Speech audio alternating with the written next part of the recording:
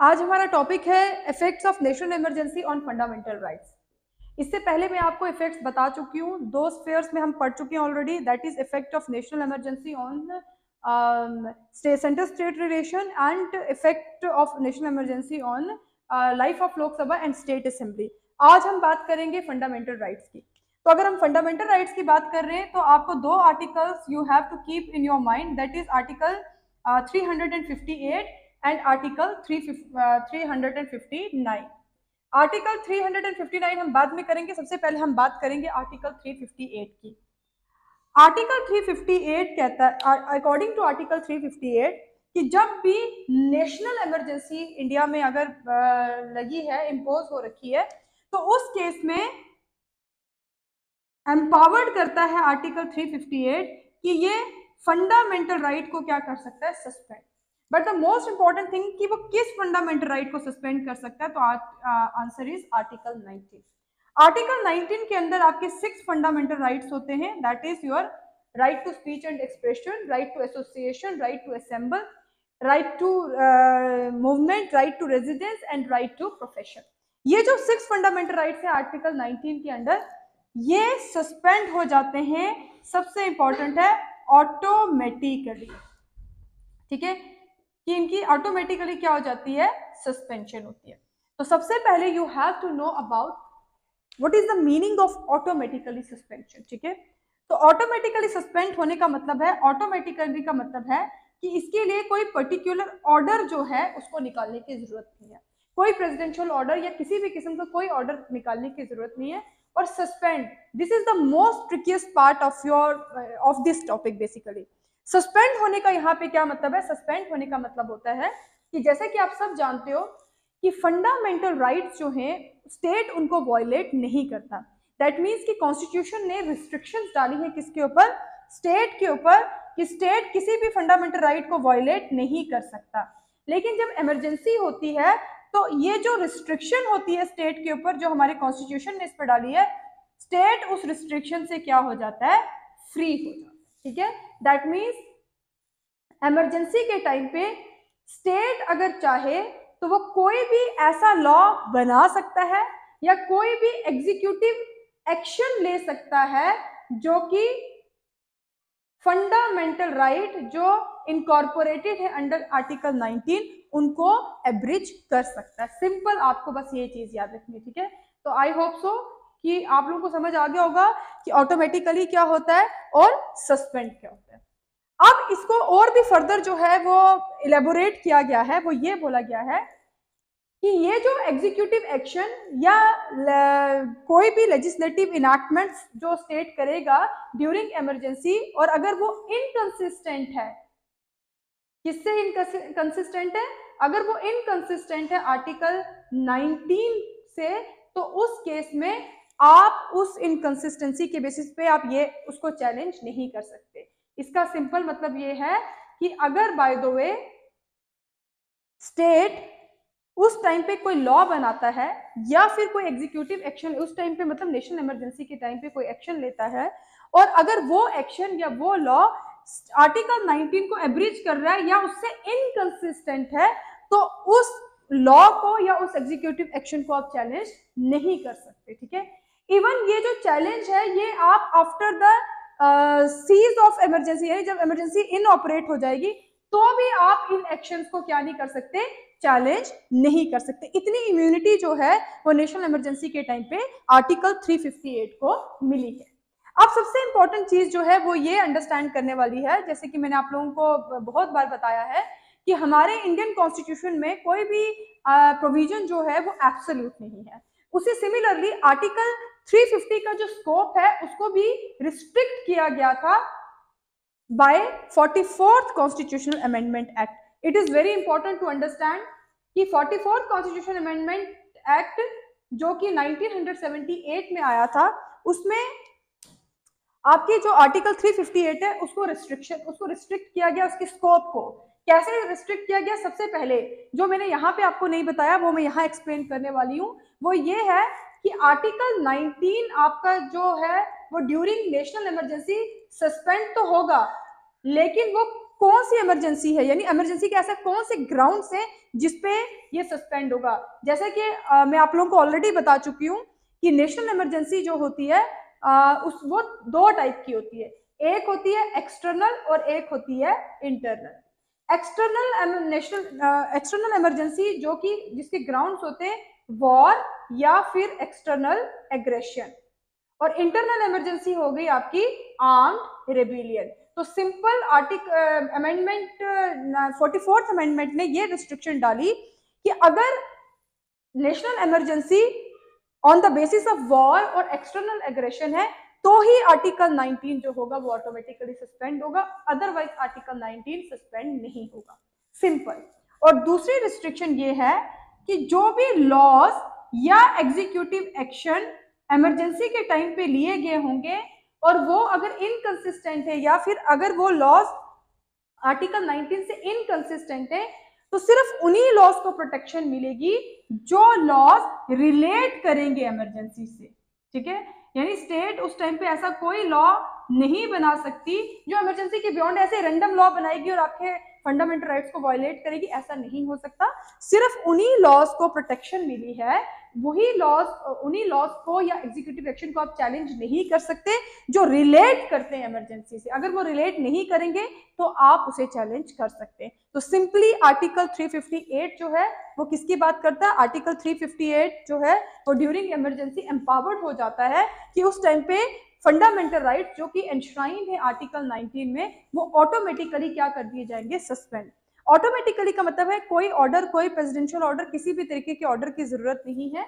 और सस्पेंड का मतलब है कि स्टेट के ऊपर जो रिस्ट्रिक्शंस होती है नॉर्मल टाइम पे कि वो फंडामेंटल राइट को वायलेट नहीं कर सकता, वो रिस्ट्रिक्शंस जो है वो क्या हो जाती है, स्टेट उससे फ्री हो जाता है। तो दैट मीन्स कि ड्यूरिंग नेशनल इमरजेंसी स्टेट कोई भी ऐसा लॉ या कोई भी एग्जीक्यूटिव एक्शन ले सकता है जो कि आर्टिकल 19 में जो फंडामेंटल राइट्स है उनको वायलेट या एब्रिज कर सकता है।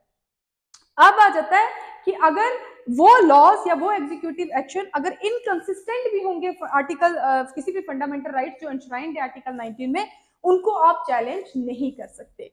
अब मैंने बताया कि उसके बाद 44th कॉन्स्टिट्यूशन अमेंडमेंट ने आर्टिकल 358 के स्कोप को रिस्ट्रिक्ट किया दो वेज में। सबसे पहला आर्टिकल 19 तभी सस्पेंड होगा अगर इमरजेंसी एक्सटर्नल बेसिस पे होगी, यानी उसके ग्राउंड्स क्या होंगे, वॉर और एक्सटर्नल एग्रेशन। इंटरनल इमरजेंसी यानी आर्म्ड रेबिलियन पे कभी भी आर्टिकल 19 सस्पेंड नहीं होगा। दूसरा, सिर्फ वही लॉज जो है इमरजेंसी से जो रिलेट करते हैं सिर्फ वही प्रोटेक्टेड होंगे, बाकी लॉज को प्रोटेक्शन यहाँ पे नहीं मिलेगी, यानी उनको आप चैलेंज कर सकते हो जो इमरजेंसी से रिलेट नहीं करते। Now comes to article 359। Article 359 क्या बोलता है, जैसे कि मैंने आपको बताया आर्टिकल 358 जो था वो किससे रिलेट करता था, सिर्फ और सिर्फ किन फंडामेंटल राइट से, जो आर्टिकल 19 में था। लेकिन article 359 on the other hand deal करता है जितने भी rest of the fundamental rights हैं, ठीक है। Rest of the fundamental rights मतलब आर्टिकल 19 को छोड़ के आपके जितने भी फंडामेंटल राइट्स हैं। फंडामेंटल राइट्स इटसेल्फ कहाँ से स्टार्ट हैं अंकुश? 14 एब्सोल्युटली, क्योंकि 12 जो है that is definition of state और 13 जो है वो लॉ की बात करता है, ठीक है। तो कहता है कि जितने भी फंडामेंटल राइट्स रह गए पीछे, जैसे आपका आर्टिकल 14, 15, 16, 17, 18, 19 को तो हमने छोड़ देना, उसके बाद जितने भी 20, 21। अब यहाँ 20 और 21 की क्या स्टोरी है वो मैं बाद में बताऊंगी, ये इसमें ऐड नहीं होंगे, कैसे नहीं होंगे बाद में बताऊंगी। तो इसीलिए बाकी जितने भी फंडामेंटल राइट्स हैं वो फंडामेंटल राइट्स भी नेशनल इमरजेंसी के टाइम पे क्या हो सकते हैं, सस्पेंड हो सकते हैं, ठीक है। वायलेट नहीं, याद रखना ये वर्ड बिल्कुल गलती से भी आपने यूज नहीं करना, वायलेशन नहीं होगा, सस्पेंड। लेकिन जैसे आर्टिकल 358 पे वो ऑटोमेटिकली क्या हो रहे थे, सस्पेंड हो रहे थे, यहाँ पे ऑटोमेटिकली सस्पेंशन नहीं होगी, यहाँ पे प्रेसिडेंशियल क्या निकाला जाएगा,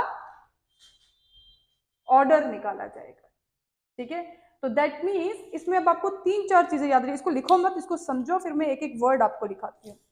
2-3 चीजें आपको यहाँ पे बिल्कुल अपने माइंड में सेट रखनी है, वो ये कि प्रेसिडेंशियल ऑर्डर में, उस ऑर्डर में जो पर्टिकुलर आर्टिकल फंडामेंटल राइट से डील करता है वही आर्टिकल वहां पे क्या होगा, सस्पेंड होगा।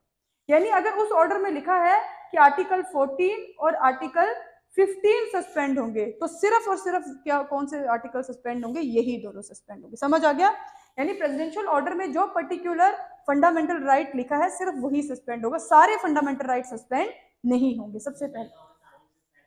तो हाँ, वो तो होंगे फिर, मतलब प्रेसिडेंशियल ऑर्डर में अगर सारे लिखे तो सारे सस्पेंड होंगे, अगर 2 लिखे तो सिर्फ 2 सस्पेंड होंगे। प्लस सबसे इंपॉर्टेंट है इसकी ड्यूरेशन। ये इसकी जो ड्यूरेशन है वो पैरेलल नहीं है इमरजेंसी से। क्या मतलब है पैरेलल नहीं? जैसे आर्टिकल 358 के अंदर क्या था, आर्टिकल 19 पैरेलल था किसके साथ? नेशनल इमरजेंसी के साथ।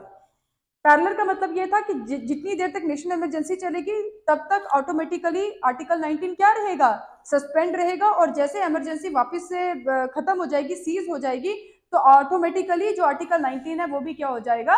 रिवाइव हो जाएगा। यहाँ पे ड्यूरेशन भी कौन डिसाइड करेगा? प्रेसिडेंट डिसाइड करेगा। यानी अगर इमरजेंसी 1 साल चली तो प्रेसिडेंट डिसाइड करेगा कि कौन सा पर्टिकुलर फंडामेंटल राइट कब तक क्या रहेगा? सस्पेंड रहेगा। समझ आ गया सब वर्ड? थर्ड सबसे इंपॉर्टेंट चीज जो इसमें है, आर्टिकल 358 के कंपैरिजन में मैं अगर आपको बताऊं तो वहां पे जो वर्ड सस्पेंशन था ना, उसके डिफरेंट मीनिंग थे, और यहाँ पे इसका जो है वो सस्पेंड होने का डिफरेंट मीनिंग है।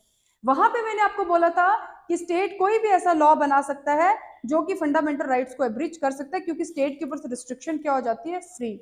यहाँ पे सिर्फ और सिर्फ क्या होगा कि आप थ्योरेटिकली जो फंडामेंटल राइट्स हैं आपके वो क्या रहेंगे? अलाइव रहेंगे। थ्योरेटिकली अलाइव रहने का क्या मतलब है कि ऐसा नहीं है कि फंडामेंटल राइट को स्टेट वायलेट करेगी, फंडामेंटल राइट रहेंगे, सिर्फ उनकी एनफोर्समेंट नहीं हो सकती। एनफोर्समेंट मतलब कि you can not go to court, यानी टेम्परेरी आपका जो आर्टिकल 32 है वो क्या हो जाएगा? यहाँ पे डिले हो जाएगा, सिंपल। यानी आप कोर्ट नहीं जा सकते, बाकी आपका जो फंडामेंटल राइट है वो एज इट इज चलते रहेंगे, सिर्फ आप कोर्ट नहीं जा सकते, टेम्परेरी डिले किया जाएगा आपकी एनफोर्समेंट को। समझ आ गया इसका क्या मतलब है? तो सिंपल आपने इस बात को दिमाग में रखना है कि सबसे पहली चीज आर्टिकल 359 किससे डील करता है? जितने भी फंडामेंटल राइट्स हैं एक्सेप्ट आर्टिकल 19, 20 एंड 21। 20 और 21 कैसे वो मैं बाद में बताऊंगी। उसके बाद आ गया कि जितने भी ये फंडामेंटल राइट्स हैं ये ऑटोमेटिकली सस्पेंड नहीं होंगे, ये मैं बताऊंगी, पहले आप इसको समझो। जितने भी फंडामेंटल राइट्स हैं वो ऑटोमेटिकली सस्पेंड नहीं होंगे, उनके लिए क्या निकालना पड़ेगा? Presidential order. और ये प्रेसिडेंशियल ऑर्डर जो है वो लिमिटेड फंडामेंटल राइट्स पे भी, लिमिटेड का क्या मतलब है कि जिसके ऊपर ये प्रेसिडेंशियल ऑर्डर जिस फंडामेंटल राइट्स के लिए निकाला जाएगा सिर्फ वही फंडामेंटल राइट क्या हो जाएगा? सस्पेंड हो जाएगा। उसके अलावा ड्यूरेशन की बात करें तो ड्यूरेशन भी ये मैंने आपको बता दिया, it is not parallel to the national emergency. जितनी ड्यूरेशन उस प्रेसिडेंशियल ऑर्डर में होगी तभी तक ये फंडामेंटल राइट्स क्या रहेंगे? सस्पेंड रहेंगे। लेकिन यहाँ सस्पेंड होने का मतलब क्या है? इस सस्पेंड होने का सिंपल मतलब है कि थ्योरेटिकली अलाइव रहेंगे, यानी आप इन फंडामेंटल राइट्स को अवेल कर सकते हो, एज यूजुअल एंजॉय कर सकते हो, बट सिर्फ उसकी रेमेडी को क्या कर दिया जाएगा? टेम्परेरी सस्पेंड कर दिया जाएगा, यानी you can not go to court. समझ आ गया यहाँ पे क्या डिफरेंस है? यानी आपका जो आर्टिकल 32 है वो डिले कर दिया जाएगा थोड़े टाइम के लिए, टेम्परेरी। समझ आ गया? अब नाउ कम्स टू, जैसे कि मैंने आपको आर्टिकल 358 में बताया, सिमिलरली आर्टिकल 359 में भी रिस्ट्रिक्शंस है। ठीक है, इसको ध्यान से समझना, इसमें भी 2 रिस्ट्रिक्शंस है। पहली रिस्ट्रिक्शन, और ये 2 रिस्ट्रिक्शंस कहाँ से डाली गई है? 44th कॉन्स्टिट्यूशनल अमेंडमेंट एक्ट 1978 में। ठीक है, वो रिस्ट्रिक्शंस क्या है इसको समझो। पहली रिस्ट्रिक्शन है, अंकुश जो आप मेरे से क्वेश्चन पूछ रहे थे कि व्हाट अबाउट आर्टिकल 20 एंड 21। ठीक है, बोला गया कि इसकी जो रेमेडी है आर्टिकल 20 और 21 की रेमेडी को प्रेसिडेंट सस्पेंड नहीं कर सकता। आर्टिकल 20 किसकी बात करता है? आर्टिकल 20 बात करता है right to protection of conviction against offences. ठीक है, कि कन्विक्शन अगेंस्ट ऑफेंसेस जो है उसमें जो आपको प्रोटेक्शन दी गई है वो सस्पेंड नहीं हो सकती। And plus article 21 that is right to freedom of right to life and personal liberty. ठीक है, तो that means right to life और पर्सनल लिबर्टी को भी, उसकी रेमेडी को भी सस्पेंड प्रेसिडेंट इस टाइम पे नहीं कर सकता। समझ आ गया क्या मतलब है? और दूसरा सबसे इंपॉर्टेंट जो इसकी रिस्ट्रिक्शन इसमें यहाँ तक पहले मुझे बताओ आप लोगों को समझ आया कि नहीं?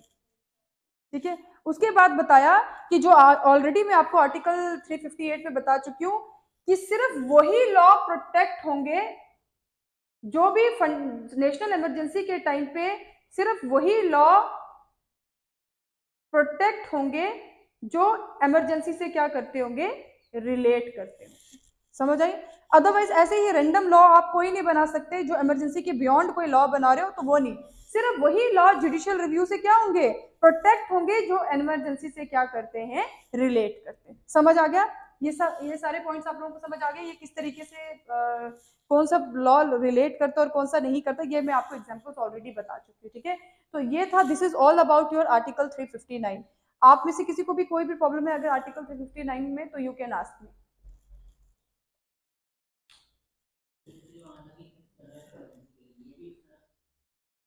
एब्सोल्युटली, ये क्वेश्चन ये मैं शायद स्किप कर गई थी।